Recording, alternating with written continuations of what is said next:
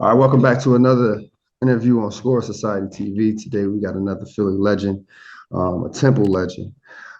He led University of Temple with 20 points a game the senior year, 2012, 2013 Atlantic 10 Conference Player of the Year, 9 years professional overseas. Had an opportunity with the 76ers, two-time Israel League All-Star, two-time Israel League first team selection. Now the director of player development for Temple Owls, my guy, Khalif Wyatt. This match here, Watney trying to stay in front of Wyatt. Wyatt banks it. He's going to be able to make it back out in the next 20 minutes. Here's Wyatt right Down on Wyatt. And Wyatt. What's going on, bro? Yes, sir. Yes, sir. Appreciate you for having me, my guy. Thank you. Thank you for coming on, man. So, you guys are getting ready for a big game, huh? Yeah, we out in Fort Worth getting ready for the American Athletic Conference tournament. We actually play UTSA tomorrow in the first round of that tournament. So getting ready for that. How you feel about it? As far as the confidence goes for your guys? We had a long season, but we've been playing our best basketball as of late. So I think that's good coming into this tournament. Guys are feeling good, confidence is high. Mm-hmm. So yeah, we're feeling good about tomorrow. Gotcha. So you had a really good basketball career as a player. One of the questions I like to know is like what was one of the toughest players you played against that made you like wake up a little early, get a couple more shots. And it don't gotta be a guy you had to guard. It can be anybody, it can be anyone, just could be a center who was on the court who was just tough. Who you got in For mind? sure. I would say probably Jeremy Pargo. Jeremy I want Pargo. to Yeah, yeah. I want to say in like my second or third year over in Israel. Yeah, he was super strong. He was just skilled. He was a tough Mm-hmm. matchup for me, and I'm glad I got to see him early on because like you said, like who really woke you up to let you know that you got work to do. Mm-hmm. He was one of the guys who I matched up again who his physicality and his skill level was, I would say, would be higher than mine. Where Mm-hmm. in a lot of situations that wasn't the case. So I just remember after that game being like, damn, like he just bust my ass and he was super physical and like I got a lot of work to do. And so I'm glad I got to see him early in my career and then got to get that out the Yeah. way. Did you get your leg back? Yeah, we matched up a few times over there. And Okay. I'll just say I got better every time. Every matchup I got better. It was never like that first one. I like that. I like that. So, as a basketball, now you're a scorer, right? Like you get some buckets, man. I got a chance to watch the games when I was in college. You're definitely putting on for the city. How important is it to have a short-term memory while playing on the court? It's super important. Super important. It really just all goes back to your work that you put in. Hmm. I feel like the guys who really doubt themselves on the court, they probably don't put in the work off the court. So I would say it's a mix between the work that you put in not when you're not in the game, and then a mix of your confidence that you get from your coaches and your teammates. Because a lot of guys work on their games, but then they don't have the confidence from their Right. coach, and that kind of goes against it. So make sure those two things really is what I use to help me, get to that next shot, get to that next play. Right. So now you grew up in Philly, well, Norristown, same thing, right up the street. So you played against some tough competition. Talk about your work ethic. Like what part of your work ethic separates you from the other guards in Philly? Like such as like, did you wake up 6 in the morning, 5 in the morning? How many times did you wake up a day? Um, Right, what was your right. work? What was your workouts like? I would say one of the biggest things that I used to my advantage was my imagination. Um, Mm, I had an older brother who was 8 years older than me, and he didn't play in college or anything, but he played high school, and he was a basketball fanatic. Like all he did was watch basketball and talk about basketball. So growing up, like we would just watch games, and I would just mm. literally. I was fortunate enough to grow up. I think you've been there before, Oak Street Park in Norristown. Yeah, yeah, Yeah, yeah. It's popping over I there. was fortunate enough to grow up like I could hear the balls bouncing from my porch, Mm, from Oak Street Park. So I would just watch a game, or whatever. I had access to the park whenever I needed it, whether no matter the weather. So I would just watch first, and then I would go out there and just imitate. Honestly, just go out there and go do what I saw. Whether it Mm-hmm. was a pump fake, whether it was a crossover, whether it was a Euro step. I Mm-hmm. would just watch and immediately go out there and put it to the test, whether it be by myself or whether it be my friends down there playing 2-on-2, 3-on-3. So I say that was probably my biggest thing growing up was my more than my work ethic was my imagination. Mm. Um, Do you think the kids lack that now? Like now that they have like all the technology, the Instagram, they all on their phones. Do you think that's what the game is missing for the youth? Like just going outside and just simply playing against older guys and using their imagination? yeah, yeah, yeah. It's definitely missing that. You know, just the I mean, it's different times too. Everybody always says different times. You can't just go out. It's I guess the climate is different, maybe violence or whatever Mm-hmm. like that. But at the end of the day, if you want to be out there, you want to play somewhere, you can find a court, you can find a rec, um, or anywhere, dribbling the ball up and down the street. But Mm-hmm. yeah, imagination is definitely probably missing a little bit just because it's so you just see it right on your phone every day, every second of the day. So Right. you might Very not true. go practice and carry it out. Very true.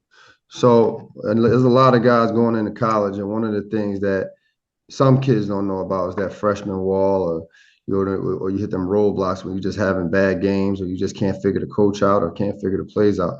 Have you ever had any of the moments being at your level? And if so, how did you like take on the challenge of getting over it? Yeah, yeah. A lot of people don't know my freshman year, I didn't play at all. I only stepped on the court in 5 total games. Mm, I think it was for 5 total minutes, 5 total games, 5 total minutes, wow. five total points. Yo, So I didn't. you made the minutes Yeah, count though. You yeah, made the yeah, minutes count. for sure. So yeah, that was a long year. A year that made me question myself as a basketball player, made me question myself like, was I working hard enough? Um, but I was grateful enough to have, or not grateful enough, I was fortunate enough to have, people in my corner who they held me accountable. They asked me, starting from my head coach, Coach Dunphy, who, he Mhm. always just kept it real with me and just let me know that he didn't think I was ready and that he didn't think I worked hard enough. He didn't hold any punches when it came to my development. And I Mhm. think how I received that, it was, two things you could do. You could like take it like, oh, he's picking on me, and like, maybe I should go find another opportunity somewhere else, or maybe I should just find a way and just maybe he's right. Maybe I gotta work harder. Maybe there is some things I could be doing differently. So I would just say the kids in that position, um, look in the mirror first. Don't point any fingers. Mhm. One thing I'm learning about being on this side of it as being a coach now is that if a coach thinks you're going to give him the better opportunity to win the game, he's going to play you. He's Right. not playing people who he thinks is going to give him the best opportunity to win the game. 'Cause at the end of the day, his main priority is winning the game. Absolutely. So look at yourself in the mirror first, and then go from there. Go from Yeah. there. Now you mentioned he said he wasn't working hard. Now that's a big jump from a person who a coach felt wasn't working hard and then have an NBA opportunity. Looking back at it as a freshman, do you think you were working hard? Like was you really working hard, or maybe it just wasn't your turn?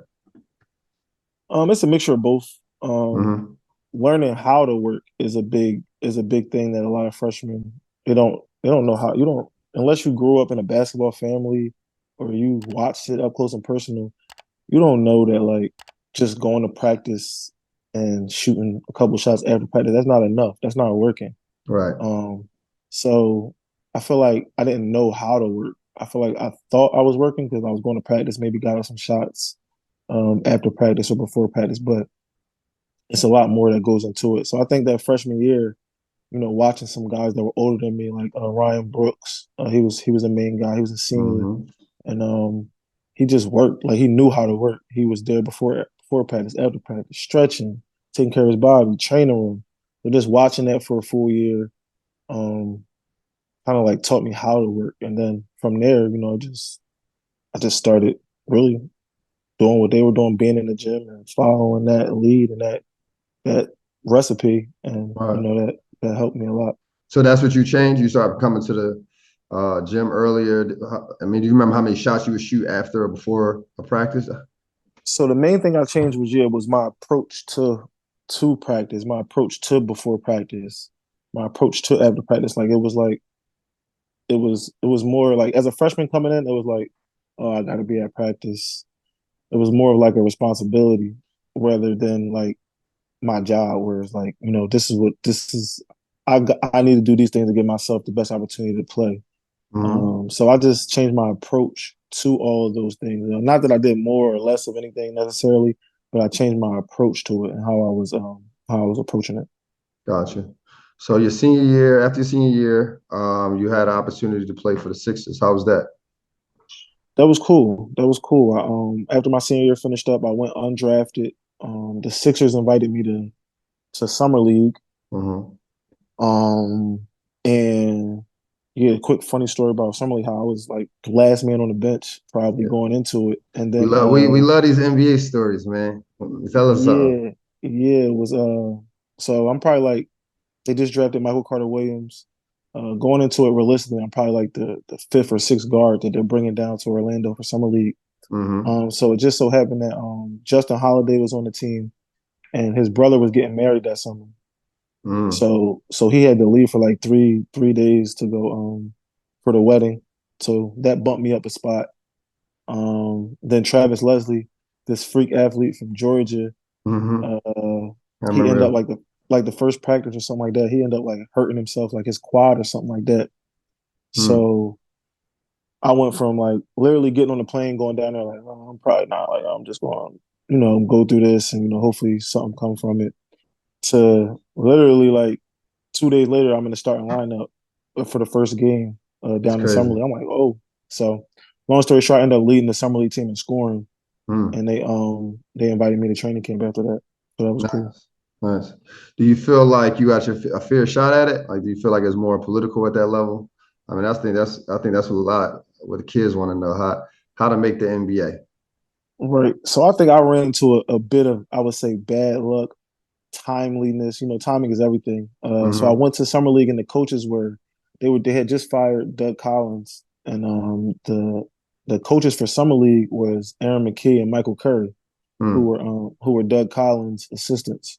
Right. So we went through summer league with those guys, all the preseason stuff with those guys, and then I want to say like they made a late hire when they hired Brett Brown. Uh-huh. So they brought him in like somewhere during the summer, and I'm not even sure Brett Brown knew my name or anything because I had no relationship with him. He didn't have anything to do with like me getting an invite to training camp and stuff like that. So by the time training camp started, like Aaron McKee was gone, Michael Curry was gone. Mm. Anybody who I felt like was familiar with my game, they weren't there anymore. I got you. Yeah, that's So always a tough one. That's always a yeah, tough one, bro. yeah. So yeah, I think if Aaron McKee and Michael Curry might have stayed on the staff and guys who were actually familiar with my game, I might have had a better chance, but Mm. didn't work out that way. And then you went overseas. What was your first stop overseas? Yep. So I got cut by the Sixers on I want to say like whatever day it was. It was the 27th, whatever Like October October. 27th, maybe October. Yeah, it was October October. 27th, and That's on what I read November. anyway. Yep, no, that's what it was. October 27th, and on November 1st, I was in China. I Wow. was in China for my first year as a pro. So that was my first time ever leaving the States, my first time ever leaving the area. Mm-hmm. I went all the way to China, and it was How, quick. It was a quick turnaround. how was that experience? How was the league over there? I hear China one of the better Asian leagues, the better leagues over there. Yep, I was in the CBA. I played for a really Mm-hmm. good team over there. Actually, the team that the next year, Emmanuel Mudiay. Mm-hmm. I know you're Remember, talking. he had skipped college and then went to China to play for the team I was on, Guangdong Tigers. Mm-hmm. Um, but it was a good experience. It was different. My first time ever being away from home. Uh, but basketball. One thing I can say, everybody always talk about is different. Basketball, it's the same everywhere, in my opinion. It's hoops. Going out there, you playing pick and roll. you get in correct spacing. Like it don't matter what language somebody speak when you're playing basketball, in my opinion. So I went over there and I played well and had fun and I learned a lot. And that was the start of my career. And what would you say is the difference in style as far as like American basketball versus Euro basketball, China, obviously Israel? One thing I'm learning on this side, like I'm coaching now, and everybody over here is just imitating what's going on over in Europe. And they're late a lot on a lot of things, like things that they're just starting to do in the NBA or in college, they've been doing over there for, 10, 15, 20 years. Give me an example of what they laid on. Like point 0.5. Everybody's saying like 0.5. I think the Spurs made it super popular. You get the ball and you got 0.5 seconds to either shoot it, drive it, or get off of it. Quick decision making. Yeah, so that's something that they was teaching over there from when I first got over there. Spanish pick and roll, stuff like that that's getting popular over here. Ball screen, back screen that they were doing over there, 10 years ago. So it's a lot of different stuff, a lot of different concepts that is pretty copycat. But yeah, I would just say I forget the question.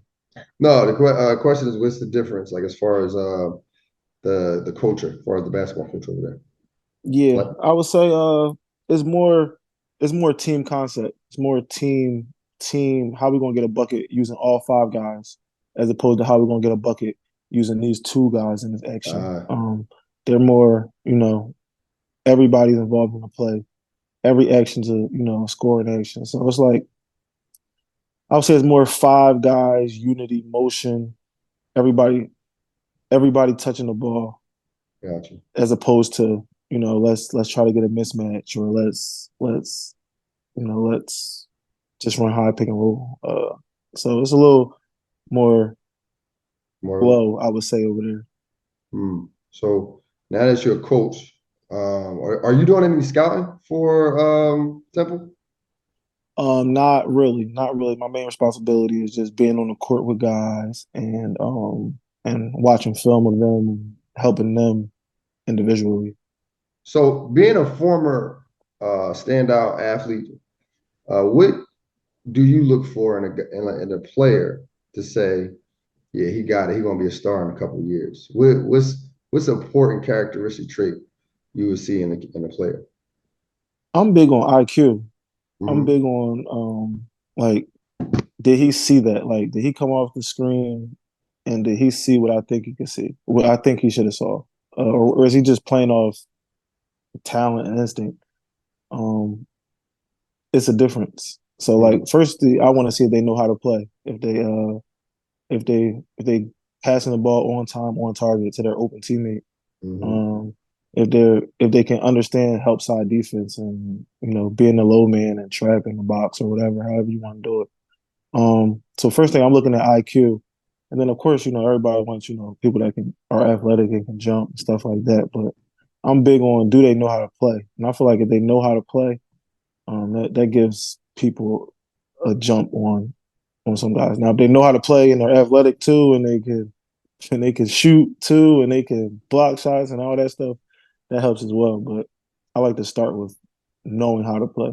Yeah, I think that's important. I think that's one of the things that is missing in today's game as far as like AAU. Like the coaches are not teaching kids how to play, so they're so behind when they get to the next level. Especially if you go to some of the elite high schools or elite basketball programs. Now, when me and you play AAU, it was more like, at least for me anyway, I feel like it was just super competitive, right? And guys just was out there with intentions. I want to go Division 1. I want to go to the league, whatever the case might be. And I think kids is like that now, but it's still a difference as far as competitiveness. Do you see what are the flaws you see in the AAU culture right now? I wouldn't necessarily call it flaws. I would just say the times we're in. As far as competitiveness, like we didn't have social media. We couldn't be friends with a kid in Georgia when we were in Philly. So like they actually know each other and they build relationships. So I guess that kind of might take away from a little bit of the competitiveness.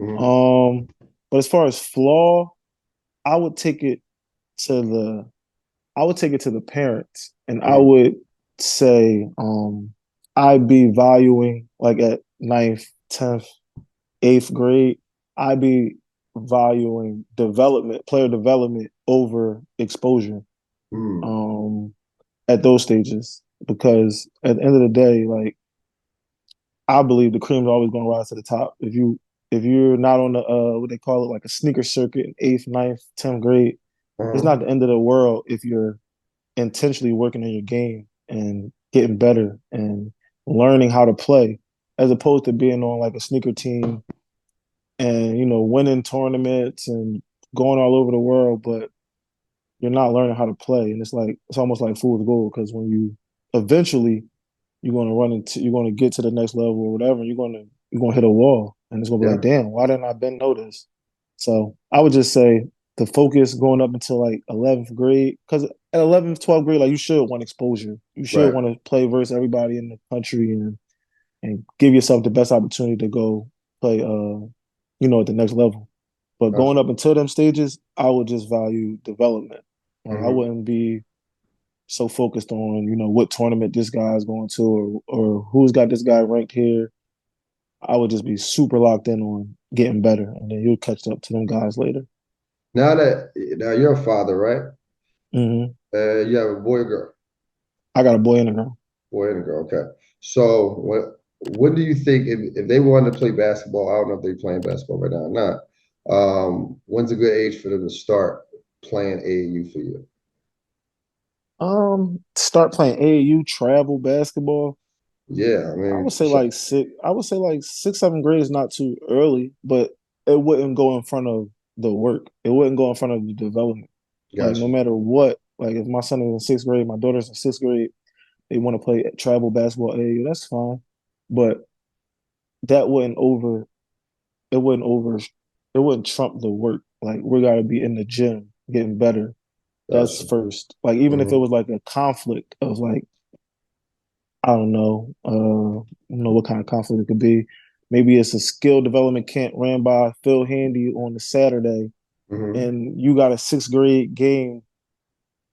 No, we're going to work out with Phil Handy and go go Gotcha. get better today. Right. So I think the development will trump the games up until a certain point. I agree with that. I mean, as a basketball coach, most of my program is youth from 7 years old all the way up to high school. But the bulk of my teams is all like 7 year olds, 10 year olds, 11 year, and that's how I have my schedule as far as um, not having so many games, but Mm, more of them just practicing, understanding the game, understanding the fundamentals. I think it's easier.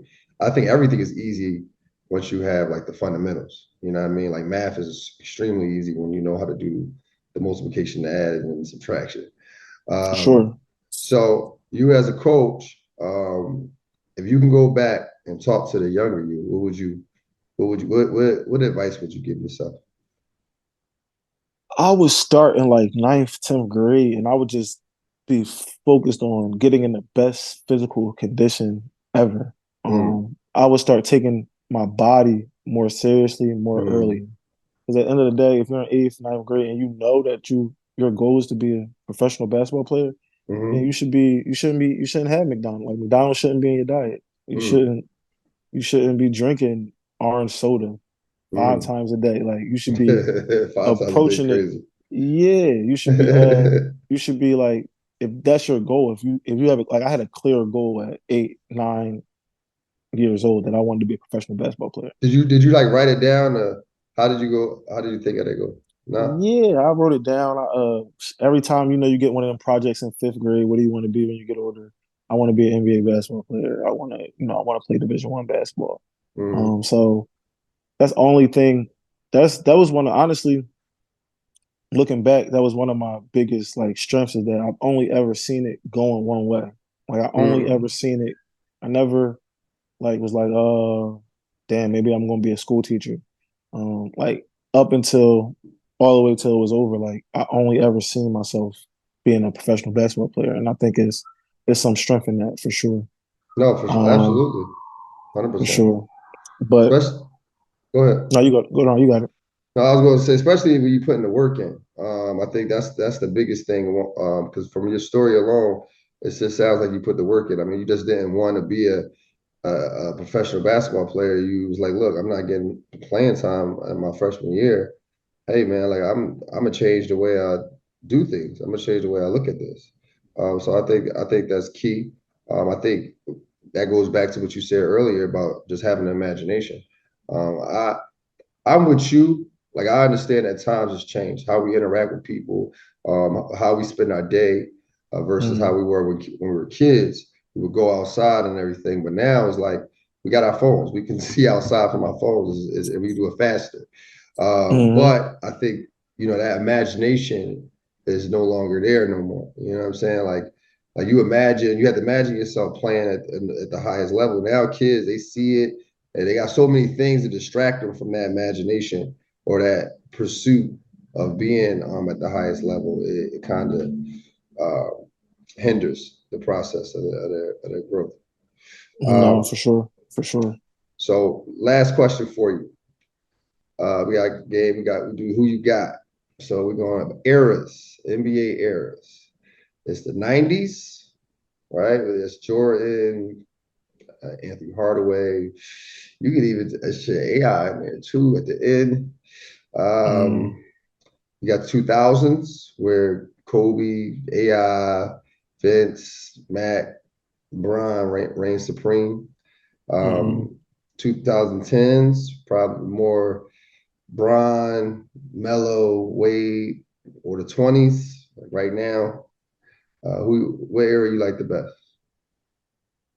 Well, it's tough for me because my favorite player of all time is Allen Iverson. That's the person Facts. who, Facts. really, really my first ever favorite player, person who I, admired the most as a player. Hmm. So you've got him in the '90s.